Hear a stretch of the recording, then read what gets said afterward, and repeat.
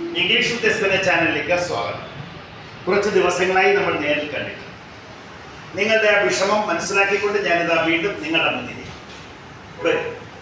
ഇന്നിവിടെ 3 സെന്റൻസുകൾ എഴുതിയിരിക്കുന്നു. നമ്മൾ സാധാരണ ഒരു പരിഷ്കൃത സമൂഹത്തിലാണ് ജീവിക്കുന്നത്. അതുകൊണ്ട് തന്നെ ഇംഗ്ലീഷ് എന്ന് പറയുന്നത് എല്ലാവർക്കും നിർബന്ധമാണ്. ഒരു വ്യക്തി നമ്മളോട് ചോദിക്കുകയാണ്, താങ്കളുടെ വീട് എവിടെയാണ്?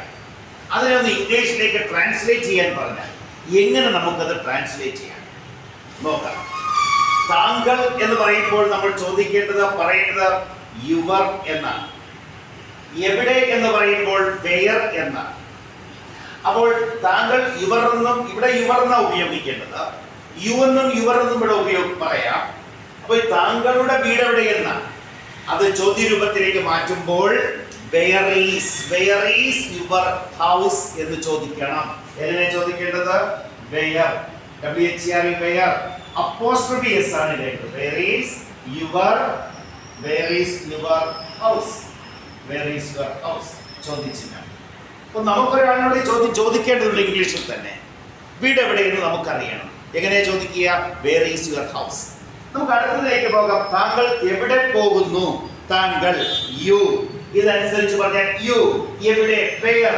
പോകുന്നു, പോകുക എന്നതിന് എന്താ ഇംഗ്ലീഷ് പറയുക? ഗോ. അപ്പോൾ വെയർ യു ഗോ എന്ന് ചോദിച്ചാൽ പോരാ, പിന്നെയോ വെയർ ആർ യു ഗോയിങ് എന്ന് ചോദിക്കണം. എങ്ങനെയാ ചോദിക്കേണ്ടത്?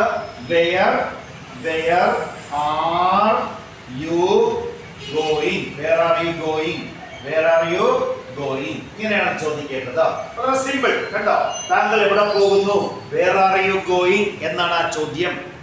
താങ്കൾ ജോലി ചെയ്യുന്നത് എവിടെയാണ്? താങ്കൾ ജോലി ചെയ്യുന്നത് ജോലി, ജോബ്, വർക്ക്. ഇവിടെ താങ്കൾ യു. എവിടെ? വെയർ. അപ്പോൾ വെയർ ഡു യു വർക്ക് എന്നാണ് ചോദ്യം. താങ്കൾ എവിടെയാണ് ജോലി ചെയ്യുന്നത്? എങ്ങനെ ചോദിക്കേണ്ടത്? വെയർ ഡു യു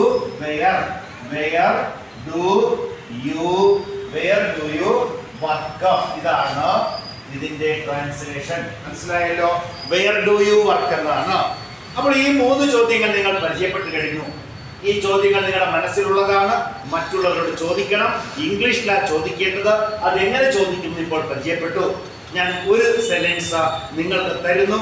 നിങ്ങളത് കമന്റ് ബോക്സിൽ രേഖപ്പെടുത്തുക. അവൾ എവിടെ എന്നാണ് നമ്മൾ ചോദിക്കേണ്ടത്. അവൾ എവിടെ എന്ന് ചോദിക്കണം.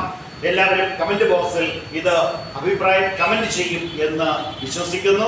എല്ലാവരും ഇംഗ്ലീഷ് വിത്ത് എസ് എന്ന ചാനൽ ഷെയർ ചെയ്യുകയും സബ്സ്ക്രൈബ് ചെയ്യുകയും കമന്റ് രേഖപ്പെടുത്തുകയും ലൈക്സ് രേഖപ്പെടുത്തുകയും ചെയ്യണം എന്ന അഭ്യർത്ഥനയോടെ വീണ്ടും കാണാം എന്ന ശുഭപ്രതീക്ഷയോടെ നിർത്തുന്നു. താങ്ക്സ്.